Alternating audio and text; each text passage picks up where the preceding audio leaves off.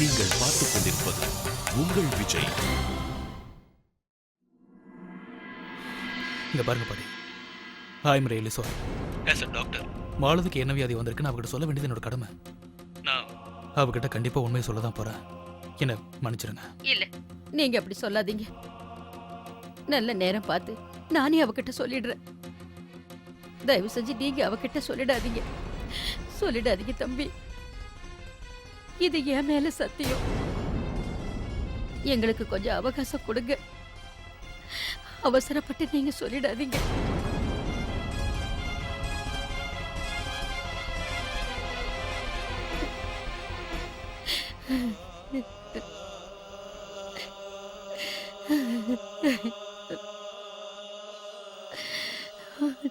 நான் என்ன செய்வேன்? நான் என்ன செய்வேன் மோகன்? எனக்கு எந்த வழியும் தெரியல.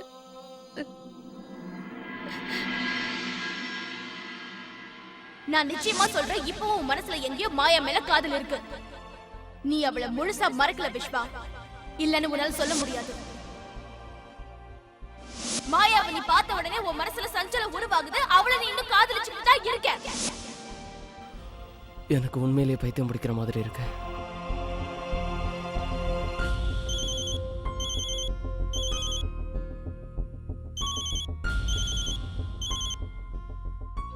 ஹலோ. தேங்க்ஸ் விஷ்வா. நேத்து என்னால உனக்கு தேங்க்ஸ் சொல்ல முடியல. நேத்து நீ என்ன வீட்ல டிராப் பண்ணதுக்கு ரொம்ப தேங்க்ஸ். இத பாரு விஷ்வா, தயவு செஞ்சு நீ என்ன தப்பா நினைச்சிடாத. உன்னை தொந்தரவு பண்றதுக்காக நான் இப்போ உனக்கு ஃபோன் பண்ணல. தேங்க்ஸ் சொல்றதுக்கு தவிர வேற எதுக்காகவும் நான் உனக்கு ஃபோன் பண்ணல. I just really want to say thanks. Listen, thanks சொல்ல வேண்டிய அவசியம்லாம் இல்லை. எங்க குடும்பத்தில் இருக்க எல்லாருமே வீட்டுக்கு வந்த விருந்தாளி கிட்ட இப்படிதான் மரியாதையா நடந்துக்க சொல்லி கொடுத்துருக்காங்க. ஒருவேளை அவங்க எதிரியா இருந்தாலும் சரி. நான் உனக்கு எந்த ஹெல்ப்பும் பண்ணல, சரியா? No thank you, bye. விஷ்வா,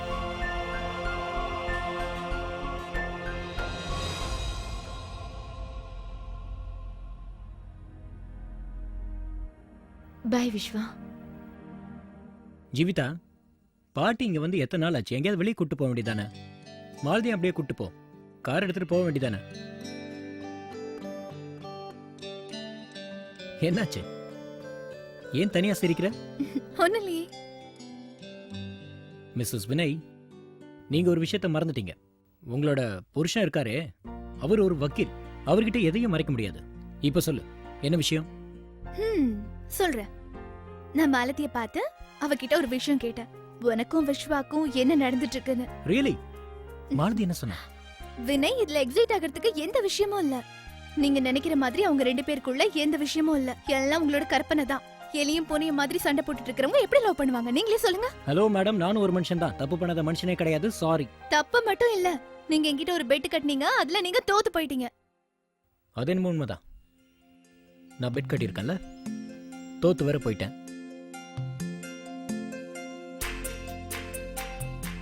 இங்க பாருங்க மிஸ்ஸஸ் வினய், நான் தோத்து போயிட்டதால கண்டிப்பா நீ கேட்டதை கொடுத்தே ஆகணும்.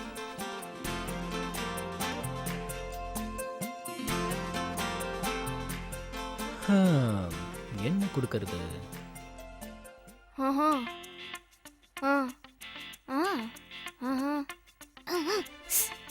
அப்புறம் வெல்டன் மாயா, நீ இப்படியே ஃபாலோ பண்ணு. விஷ்வா கண்டிப்பா இன்னும் கொஞ்ச நாள்ல உன் பேரையே சொல்லி ஜெபம் பண்ண ஆரம்பிச்சிருவான். எஸ் மாயா, நான் என்னென்னலாம் சொல்றேனோ நீ அதையெல்லாம் கரெக்டா ஃபாலோ பண்ணிட்டு வா. நாம நினைச்சதை நிச்சயமா சாதிப்போம். அதுக்கப்புறம் நீயும் விஷ்வாவும் ரெண்டு பேரும் சேர்ந்து டூயிட் பாடுவீங்க, சரியா? ஓகே, நான் உனக்கு அப்புறமா மிஸ் கால் கொடுக்குறேன். நீ கால் பண்ணு. பை. ஷாலியாட்டி ராக்கிங் நியூஸ். முதல் தடவையா விஷ்வா மாயா கிட்ட போன்ல கோவப்படாம பேசிருக்கான். நம்ம ஹீரோ வீட்டுக்கு வந்து விருந்தாளிகளை டிராப் பண்றது என்னோட கடமைன்னு டயலாக் விட்டுருக்கான். ஆண்டி, நான் நிச்சயமா சொல்றேன், நம்ம பிளான் சீக்கிரமே ஒர்க் அவுட் ஆயிடும். மால்தி, நீ சொல்றதெல்லாம் ஓகே, ஆனா இப்ப நீ போயிட்டு இருக்கிற ஸ்பீட் பத்தவே பத்தாது. இன்னும் நீ வேகமா செயல்படணும். ஏன்னா பாட்டி உன்னை சீக்கிரமா வீட்டுக்கு கூட்டிட்டு போகணும்னு நினைக்கிறாங்க. நல்ல வேளை உன் கால்ல அடிபட்டு இருக்கிறதுனால உனக்கு கொஞ்சம் டைம் கிடைச்சிருக்கு.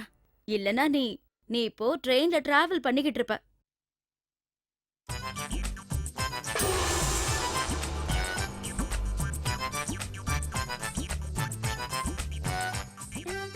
உன்னோட கால் அதுக்குள்ள சரியாயிடுச்சா? ஆண்டி அடிபட்டதுன்னு சீக்கிரமா சரியாகிறதுக்கு எனக்கு தான் கால்ல அடிபடவே இல்லையே. ஆண்டி நான் இந்த நாடகத்து ரிஷிகேஷ்க்கு போக கூடாதுன்னு நடத்தினேன். நீங்க வேணா பாத்துக்கிட்டே இருங்க ஆண்டி. விஸ்வாவையும் மாயாவையும் ஒண்ணு சேர்க்காம நான் இங்க இருந்து நகரவே மாட்டேன். இன்னைக்கு கால்ல அடிபட்டிருக்குன்னு சொன்னேன், நாளைக்கு கை உடையலாம், நாளைக்கு இடுப்பு உடையலாம், அப்புறம் என்னென்ன உடையும் என்னால சொல்ல முடியாது. ஆனா நான் உங்களுக்கு கேரண்டி கொடுக்குறேன் ஆண்டி, நீங்க என்கிட்ட ஒப்படைச்ச வேலையை நிறைவேத்தாம இந்த இடத்தை விட்டு நான் காலி பண்ணவே மாட்டேன். வாவ், பட் நீ ரொம்ப நாட்டி. டாக்டர் மதன் சொல்றது சரிதான். நாம இன்னும் ட்ரீட்மெண்ட்டுக்கு லேட் பண்ணிக்கிட்டே இருந்தோம்னா அது ஆபத்துல தான் போய் முடியும். நாம அவளை எப்படியாவது இந்த ஊர்ல இருந்து நம்ம ஊருக்கு கூட்டிட்டு போயிடணும். சீக்கிரம் போ, டிக்கெட் எடுத்துட்டு வா. டிக்கெட்ஸா?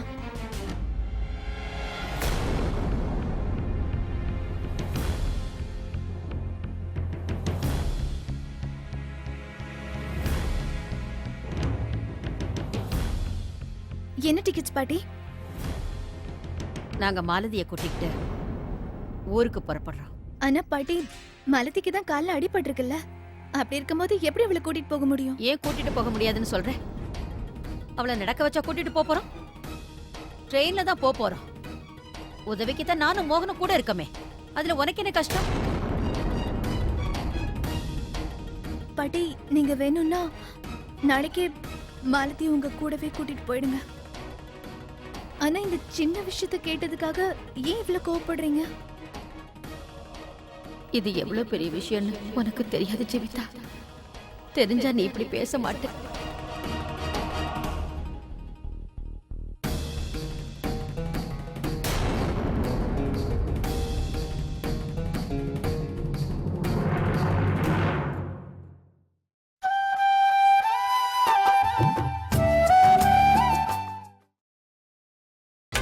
நீங்கள் பார்த்துக் கொண்டிருப்பது உங்கள் விஜய்.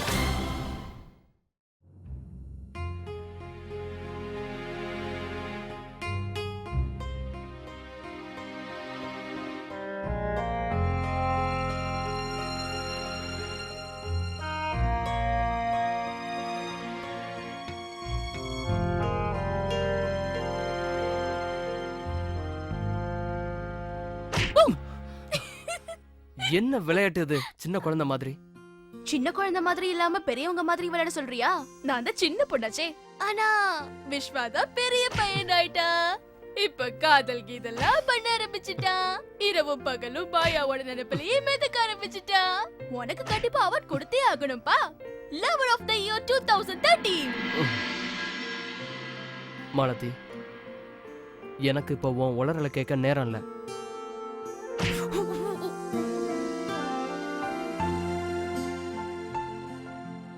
ஆமா ஆமா, நீ சொன்னது சரிதான். நான் சொன்னதை எங்க கேட்க போற? இப்ப நீ கேட்க ஆசைப்படுறதுல மாயாவோட குரலாச்சே. அவ பாடுற பாட்டு காதுல தேனா வந்து பாயுமே இல்ல விஸ்வா? பட்டாம்பூச்சி கூப்பிடும் போது பூவே ஓடாதே. சரி விடு, நான் உனக்கு ஒரு விஷயம் சொல்லட்டுமா? எனக்கு மாயாவை பார்த்தா ரொம்ப பாவமா இருக்கு. ஏன்னா உலகத்துல உன்ன மாதிரி ஒரு உமனா மூஞ்சியவா தேடி கண்டுபிடிச்சு லவ் பண்ணுவா. நாளா உன்ன மாதிரி சிடு மூஞ்சியை பக்கத்துல கூட சேர்த்துக்க மாட்டேன். சிடு மூஞ்சி நானு? ஓ மூஞ்சி எப்பாவது கண்ணாடியில பாத்திருக்கியா? எப்படி இருக்கு சொல்லட்டுமா? சமீபத்துல ஆப்பிரிக்கா காட்டுல இருந்து ஓடி வந்த குரங்கு மாதிரி இருக்க.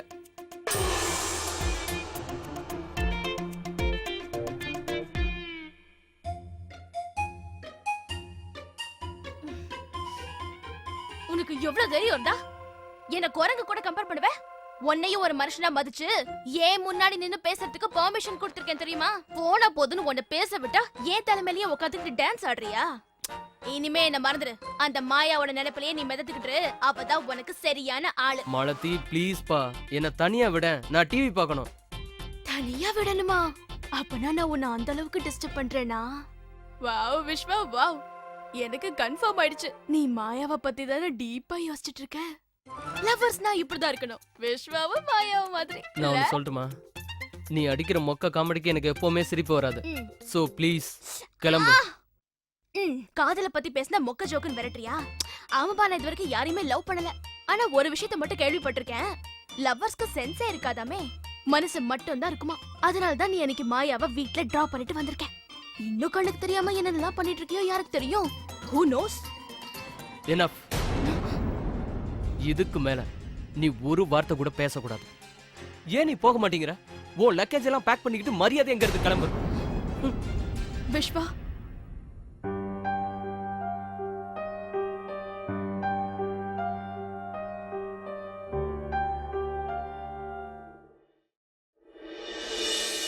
S doctor Nair. ஆமாம், நான் தான் அப்பாயின்மெண்ட் ஃபிக்ஸ் பண்ண சொல்லியிருந்தேன். Doctor actually patient out of town போயிருக்காங்க. ஆமாம் டாக்டர், இன்னும் ரிஷிகேஷுக்கு திரும்பி வரல. இல்லை இன்னும் 2 டேஸில் திரும்பி வந்துடுவாங்க. சரி, ஆமாம் அதே தான், leukaemia. Malathi Chowdhury, right. I am sorry doctor, patient திரும்பி ஊருக்கு வந்ததும் நம்ம உடனே ட்ரீட்மெண்ட் ஆரம்பிச்சிடலாம். சரி, thank you so much doctor.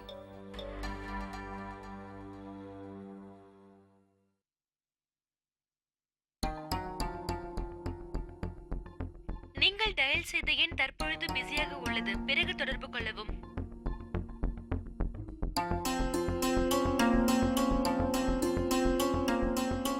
The number that you're trying to call is unavailable. பாட்டி, வேண்டாம்மா, நான் இன்னைக்கு விரதம். என்னம்மா, அதனால என்ன டீ குடிக்கலாமே? நான் விரதம் இருக்கிற அன்னைக்கு பச்சை தண்ணியை தவிர வேற எதுவும் சாப்பிட மாட்டேன். சரி பாட்டி, அப்படின்னா ஒரு கண்டிஷன். உங்க விரதம் முடிஞ்ச உடனே என்கிட்ட வந்து சொல்லுங்க. நான் நம்ம வீட்டு சமையல்காரர்கிட்ட உங்களுக்கு பிடிச்ச டிஷ்ஷை செய்ய சொல்றேன். சரிதானேக்கா? அதுக்கெல்லாம் அவசியம் ஒண்ணும் இல்லை காஞ்சனா, எனக்கு சாதாரணமா இருந்தா போதும். அப்ப சரி, நீங்க எல்லாரும் டீ சாப்பிடுங்க. நான் போனை சார்ஜில் வச்சுட்டு வரேன்.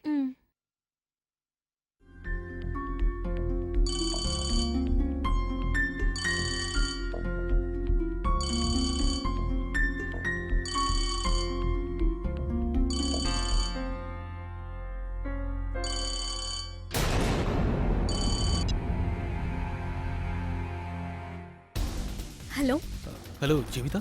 Doctor Madan. Hello hello doctor Madan.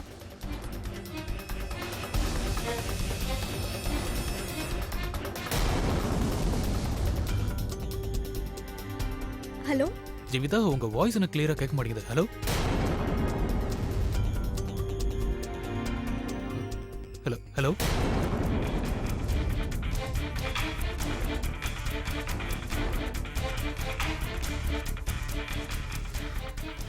என்ன ஜீவிதா, போன்ல யாரு?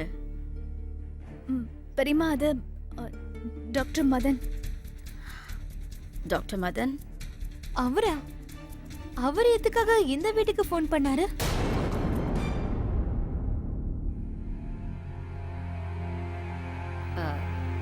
இங்க பாரு ஜீவிதா, போனை என்கிட்ட கொடு. அவர்கிட்ட நான் பேசிக்கிறேன். என்கிட்ட பேசணும்னு தான் அவர் போன் பண்ணிருப்பாரு.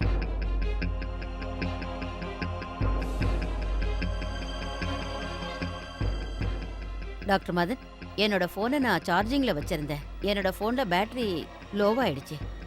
ஏதாவது முக்கியமான விஷயமா? சரி, கொஞ்ச நேரம் கழிச்சு நானே உங்ககிட்ட பேசுறேன். நன்றி தம்பி.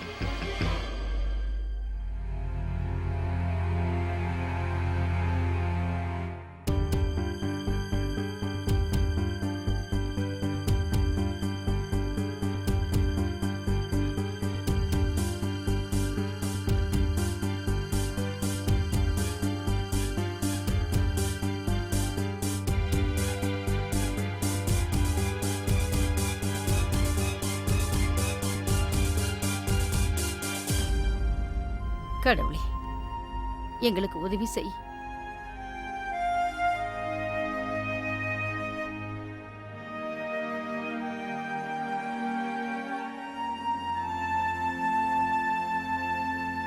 வந்துட்டியாப்பா? டிக்கெட் வாங்கிட்டியா? நாளைக்கு போகிறது கிடைக்கலம்மா. என்னது?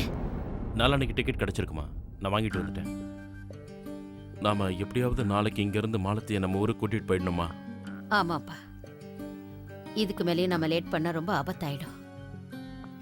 நான் எதை நினைச்சு பயந்தனோ அது இன்னைக்கு நடந்திருக்கும். என்னம்மா? டாக்டர் மதன் ஜீவிதாவுக்கு ஃபோன் பண்ணியிருந்தேன். அவகிட்ட என்ன சொன்னாரு? நான் ஜீவிதாவை அவர்கிட்ட பேச விடல.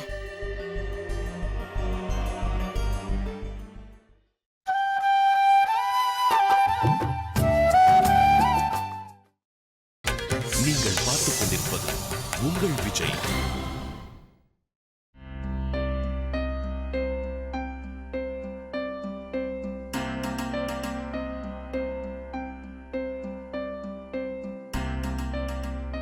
டாக்டர் மதன் எதுக்காக ஃபோன் பண்ணிருப்பாரு?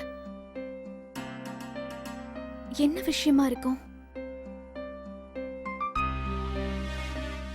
இந்த சந்தேகம் தீரணும்னா டாக்டர் மதனுக்கு கால் பண்ணி கேட்கறதா நல்லது.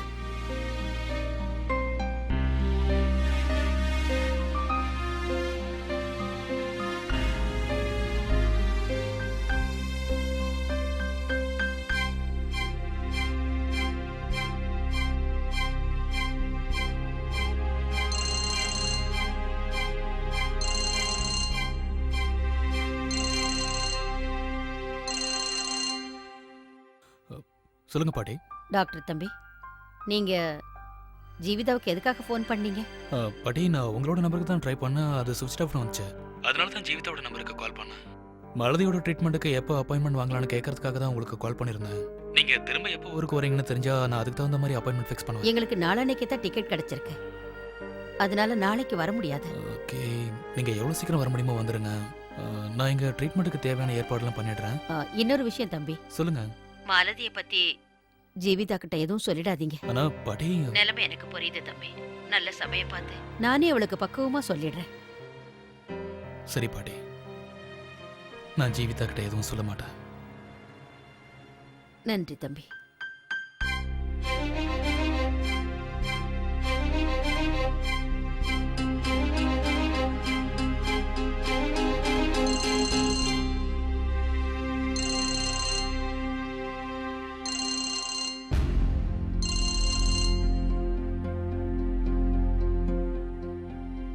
ஹலோ. ஹலோ டாக்டர் மதன், நான் ஜீவிதா பேசுறேன். கொஞ்ச நேரத்துக்கு முன்னாடி ஃபோன் பண்ணிருந்தீங்கல்ல, என்ன விஷயமா பண்ணீங்க?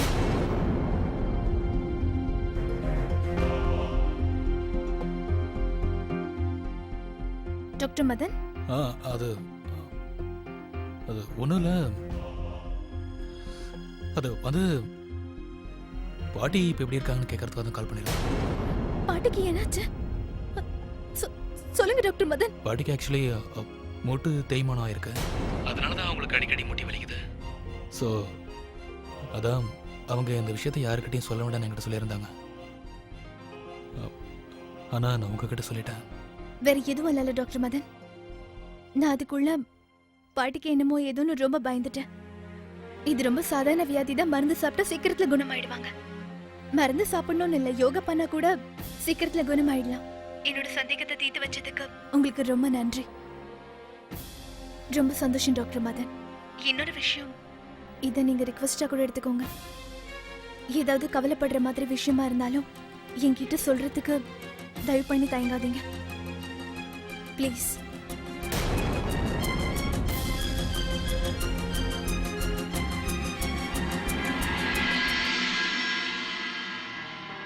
வந்துட்டீங்களா? வாங்க உட்காருங்க. சரியான நேரத்துக்கு தான் வந்திருக்கீங்க. வாங்க எங்க கூட டீ சாப்பிடுங்க.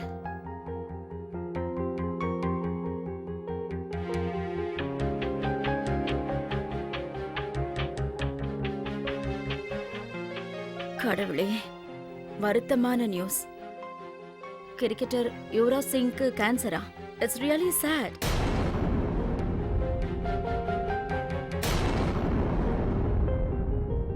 ரீசெண்டா நடந்த வேர்ல்ட் கப் மேட்ச்ல player of the tournament award வாங்கினவர் அவரு.